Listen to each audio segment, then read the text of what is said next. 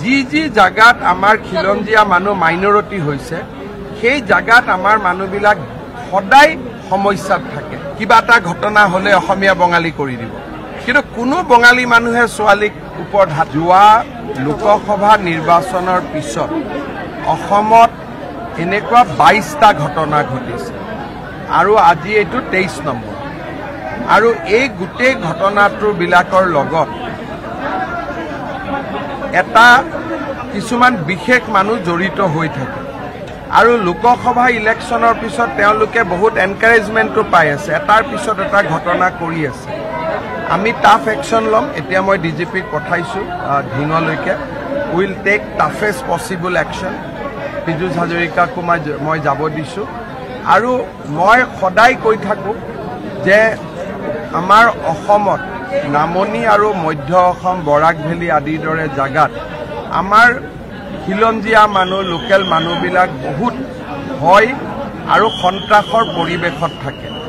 অসমৰ মানুহে যিমান এই কথাবোৰ বুজিব সিমানে আমাৰ কাৰণে ভাল। বাকীটো আইনত যি ব্যৱস্থা ল'ব লাগেতো মই ল'মেই, কিন্তু আমি যিমানেই সেন্সিটিভ হওঁ যে এই জাগাবিলাকত কেনেকৈ আমাৰ মানুহবিলাক থাকে, কিমান কষ্টত থাকে, আমি যিমানেই সেন্সিটিভ হ'ম সিমানেই আমাৰ মানুহবিলাকে সুৰক্ষা পাব। 3জন ল'ৰা কোন নাম, এজনকতো এৰেষ্ট কৰা হৈছে, বাকী 2জনৰ নামো আপোনালোকে পাই যাব। মটৰচাইকেল এখনত উঠি আহি আছিলে। কিন্তু ঢিঙত এইটো ঘটনা এইটো ফাৰ্ষ্ট নহয়, স্প্ৰে গেং হৈছে আৰু হৈয়ে থাকে।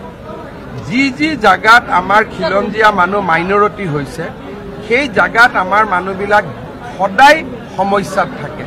কিন্তু আনফৰ্চুনেটলি যিবিলাক জাগাত আমি মেজৰিটি তাৰ মানুহে এই মানুহখিনিৰ কথাটো অনুভৱ নকৰে।